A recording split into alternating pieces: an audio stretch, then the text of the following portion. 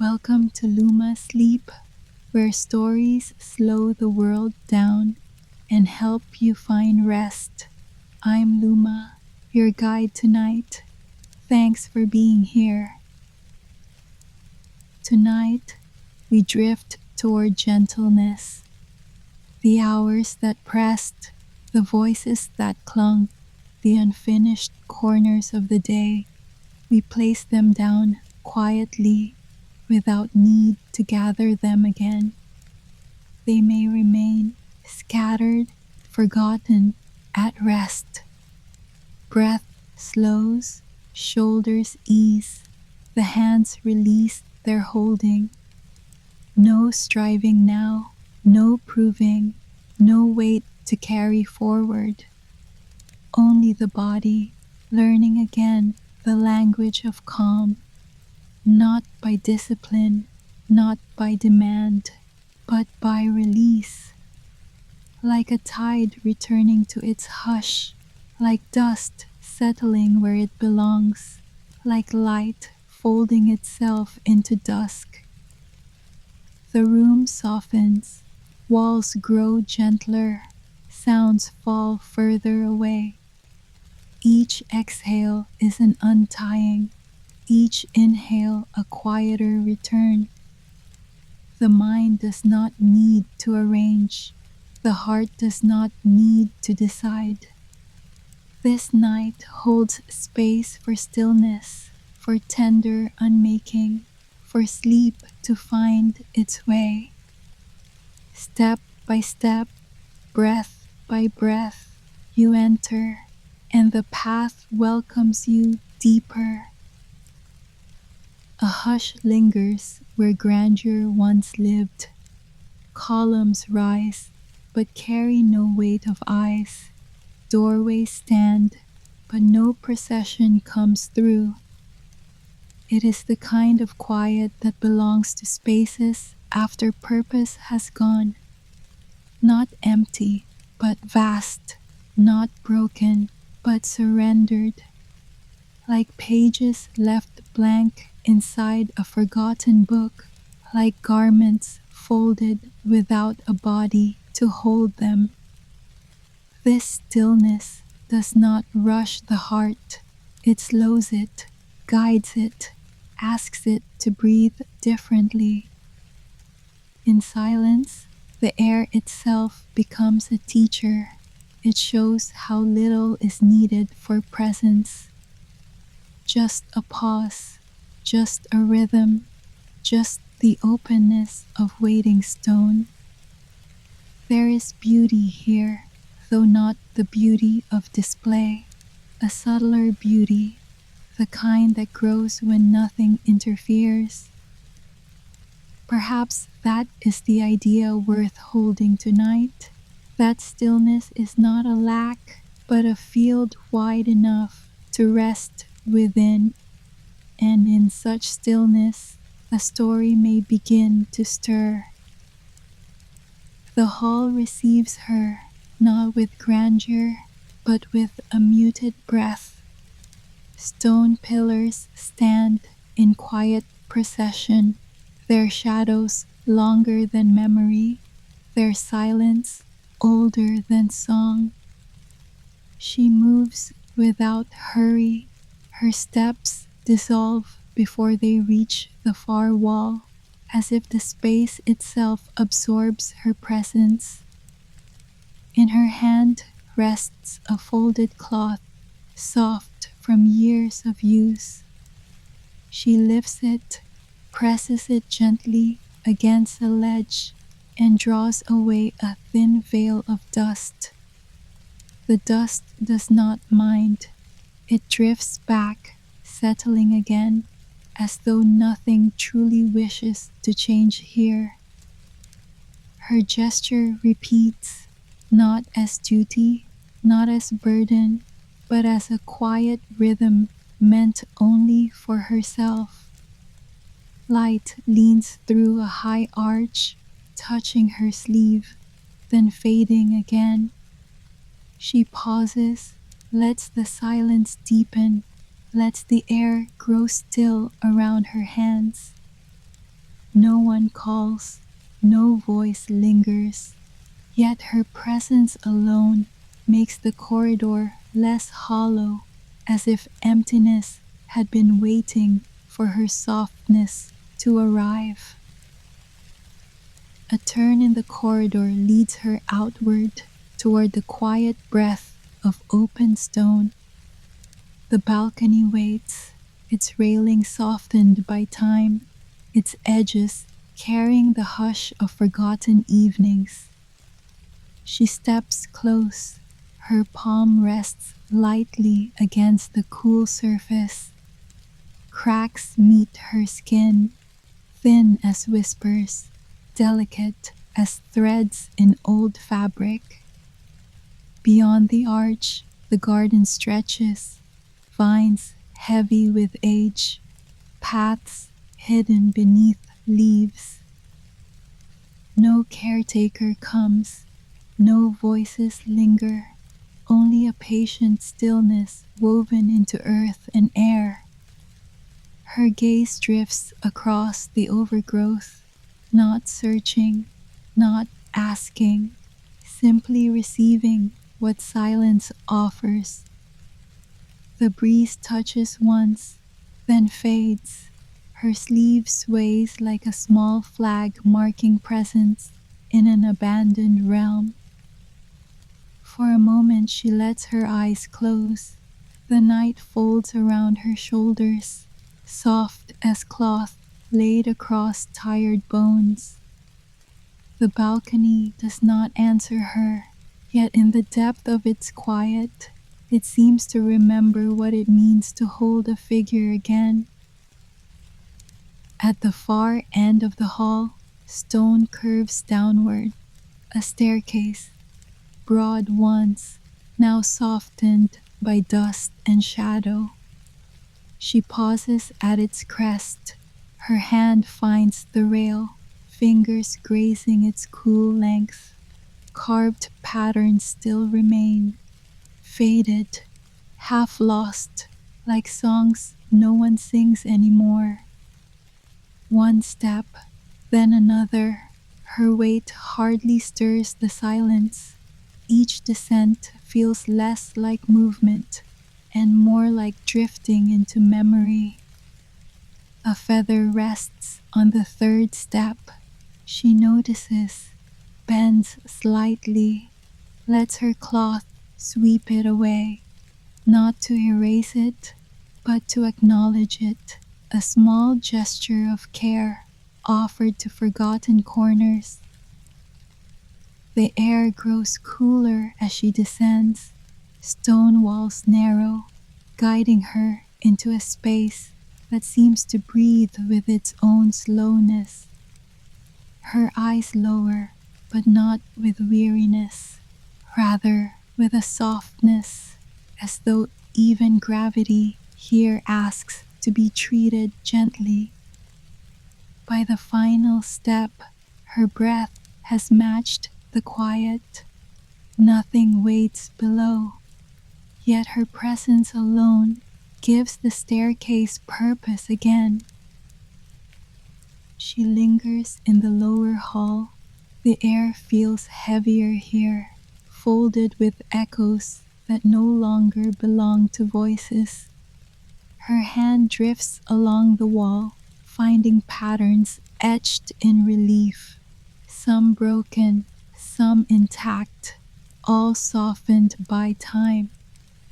She does not trace them as history.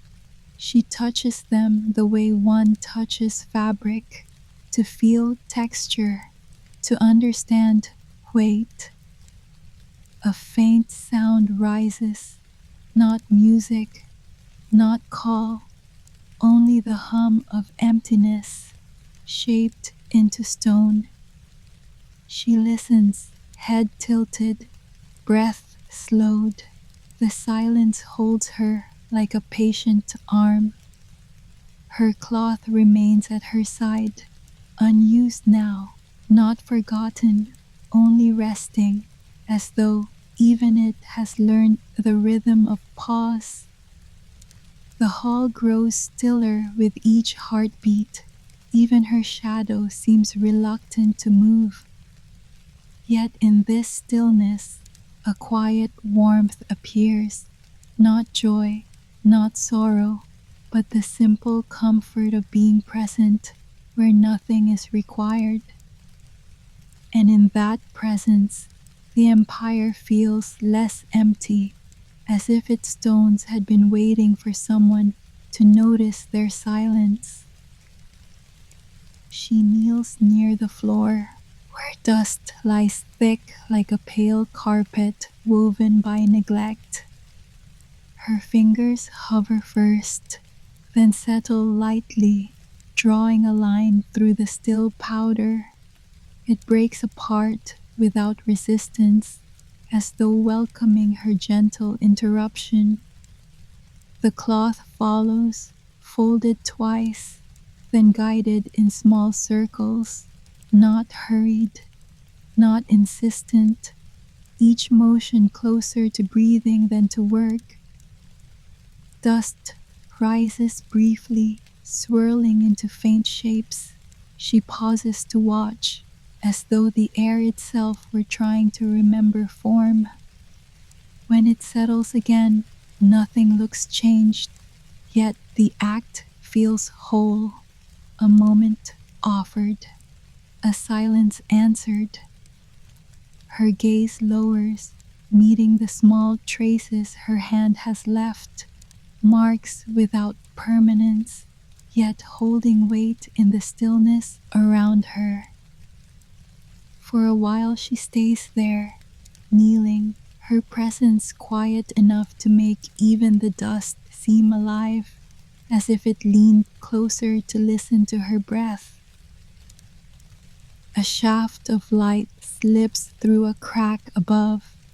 It does not brighten the hall, but lingers faintly, a pale ribbon unfolding across the stone.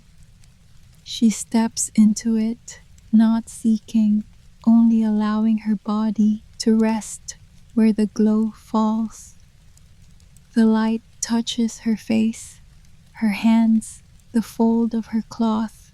It reveals nothing new, no hidden jewels, no secret words, only the softness already there.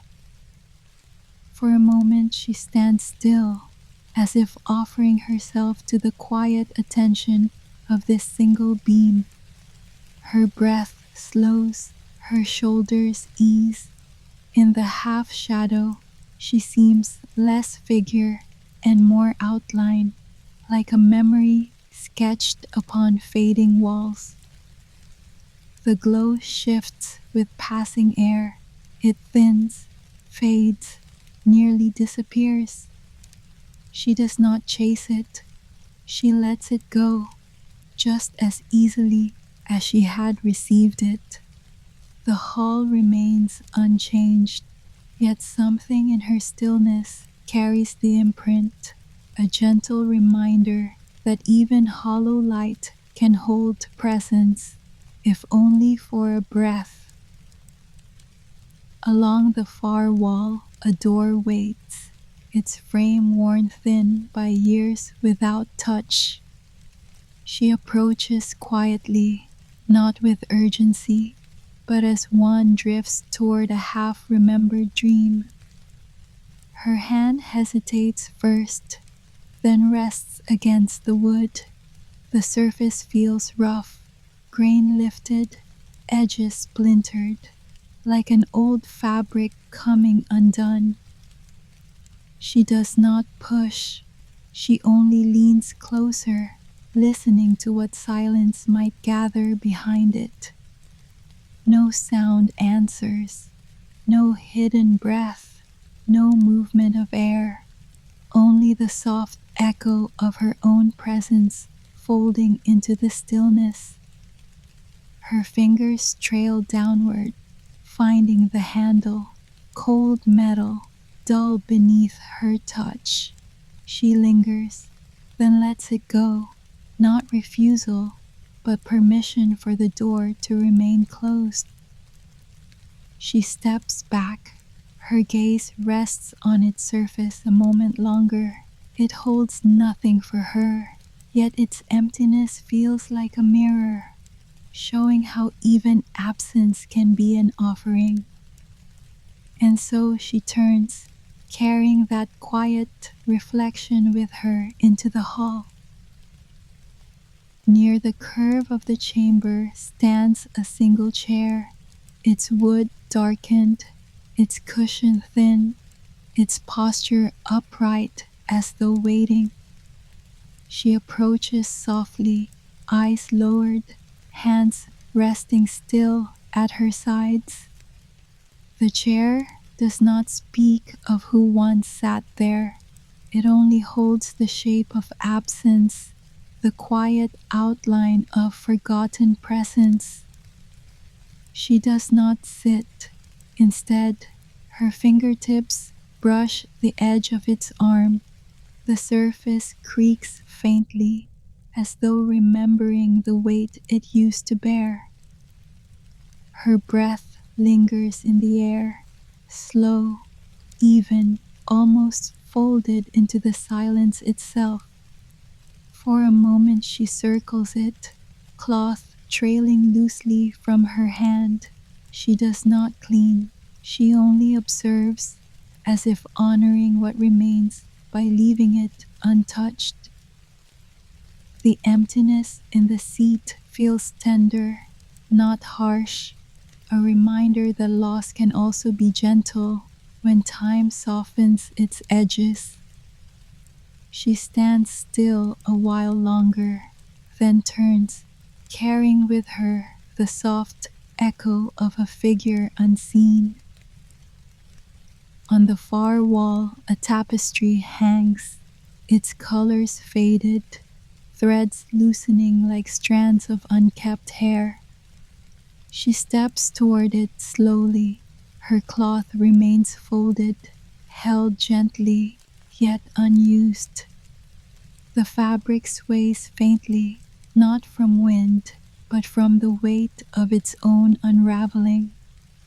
Her hand rises. She does not touch, only lets her palm hover, close enough to feel the cool breath of stone behind it. Patterns blur, figures once clear dissolve into shadows. She tilts her head as though listening to stories too faint for words. For a long moment she simply stands there, gaze soft, shoulders eased. Her stillness becomes part of the room, woven into the same silence that holds the fading threads. A single thread dangles loose. She watches it sway, delicate, fragile, yet unwilling to let go. Her breath deepens. She steps back, allowing the tapestry its slow unravel, its gentle surrender. And in that surrender, she feels a quiet grace, the beauty of something lasting longer than it was meant to. The loose thread still sways when she turns away. Its quiet persistence follows her steps, as though the walls themselves carry memory forward. She moves toward another stairwell, this one narrow, descending into softer dark. Shadows gather here. They do not threaten. They linger like breath holding itself in patience. Her hand slides along the stone rail. The surface feels cooler, grain rough beneath her palm. She allows it to guide her, each step measured, each pause deliberate. A faint echo trails behind, not of voices, but of her own footfall, gentle notes folding back into silence. At the midpoint, she halts, glancing upward. The faint light above is already distant, woven now into memory. Downward, the shadows open wider, not heavy, but spacious, a soft expanse where stillness seems deeper.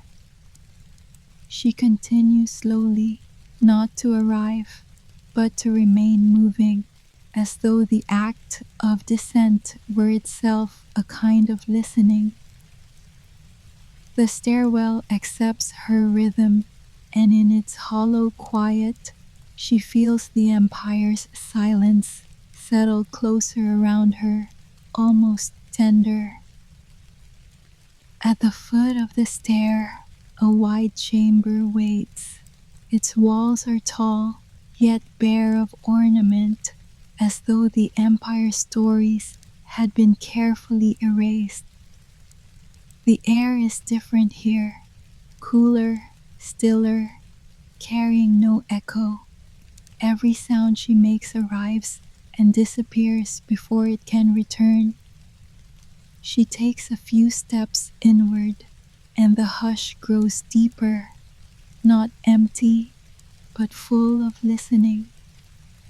Columns rise, unbroken, their surfaces worn smooth by time without hands. They stand like guardians, watching yet unspeaking. Her eyes rest on the floor, stone tiles, uneven, faded lines suggesting patterns once alive. Now they drift like faint ghosts, hard to follow, impossible to finish. She lingers in the center. The chamber does not move, does not yield, but it accepts her presence, almost as if it had been waiting for someone to arrive and notice its silence. In that moment, her breathing aligns with the stillness around her, and she feels the empire's weight not as burden, but as a kind of forgotten lullaby. In the far corner, a circle of dust lies undisturbed, as though the air itself had drawn a boundary no one dared cross. She notices it, not with surprise, but with the quiet recognition of something sacred. Her steps slow, her folded cloth resting lightly in her hands. She pauses just at the edge, watching the dust shimmer faintly in the dim light. No pattern reveals itself, no sign of use remains. It is simply a circle, yet it holds the dignity of long waiting. Her breath deepens, shoulders loosen. She does not enter. Instead, she bows her head as though to honor what cannot be spoken. For a moment, the chamber feels alive, as if it too inhales with her, as if the silence is not emptiness, but presence. The dust does not stir. The circle remains whole, and she, standing beside it, feels her own outline settle quietly within its shape, not erased, not claimed, simply remembered. Around her, the chamber holds steady. Nothing shifts, nothing presses forward. It simply remains, a quiet shell around her breathing. Her fingers loosen around the folded cloth. It does not fall, but rests gently, no longer a weight, no longer a task. The columns fade into softer outlines. Their firmness becomes almost tender, as though stone itself has grown tired of being strong. Her steps slow, then pause. Even her eyes, once searching, now linger without need for answers. The circle of dust is untouched. The air is unbroken. All that moves is the quiet rhythm of her chest, rising and falling like a tide long after the storm is gone. In that rhythm, the empire grows softer, less a place of absence, more a cradle for her presence. The silence does not end. It settles, it rests, it waits with her. Light in the chamber dims without motion, not extinguished, not erased, but thinned, like fabric worn from too many touchings. Her shadow, no longer sharp, merges with the floor, the columns, the waiting air. The folded cloth remains in her hands, yet even it feels softened, a piece of fabric becoming part of her breathing, rising, falling, quietly belonging. The circle of dust rests unchanged. Its fragile boundary becomes less important, less demanding. It is simply there, like a memory you no longer need to turn over in your mind. She closes her eyes briefly, not to block the world, but to let it flow inward, to let the chamber settle inside her like water into stone. The silence holds her, the empire holds her, and both together begin to dissolve into something lighter, a hush without edges, a quiet without end. No sound follows her now. The chamber does not echo, does not resist. It only surrounds her, soft and unbroken. Her breathing steadies, each inhale slower than the last, each exhale falling deeper into silence. The columns blur into shadow, their lines no longer strict, no longer demanding form. They stand, but only as memory, fading into the still air. She lowers the folded cloth to her lap, hands resting loosely, as though even holding is no longer required. Dust remains in its circle, untouched, unchanged, but less important now, a shape seen once, then set gently aside. Her eyelids linger half closed, then soften further, drawing the world inward. The silence does not weigh, it drifts, it carries, it smooths the last edges of her presence here. And in that smoothing, everything waits, not for action, not for choice, only for rest. The chamber breathes in stillness. She sits low, shoulders eased, her cloth folded loosely across her lap. There is no urgency, no reaching, only the hush that follows a long unfolding. The walls around her have lost their edges. They do not hold form, but become a kind of embrace, an unspoken shelter that has been waiting for this moment. Her breath becomes a soft tide. It carries away the weight of stone, of shadow, of empty corridors. A faint light lingers, not bright, not defined, but enough to mark the passage of her presence here. Her fingers rest, loose as feathers, and she allows herself to dissolve into the stillness. It is not an ending that speaks loudly, but one that folds gently into itself. Here in this quiet, she becomes both guest and home, and the empire slowly lets her go. No sound, only air, It rests softly between stone and silence. Her breath moves slower, each one a careful folding. Shadows lean inward, light dissolves like sugar in dusk.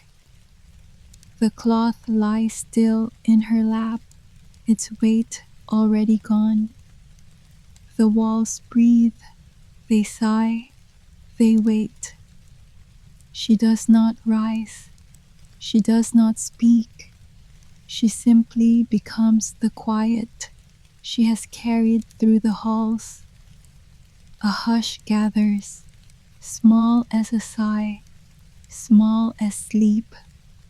Her fingers rest against the cloth. It feels empty and full at once. She remembers nothing and everything: the dust, the circle, the door. Her breath slows again, a tide retreating into itself. It holds her. It holds nothing. It holds everything. She lets go without sound, without movement, without name.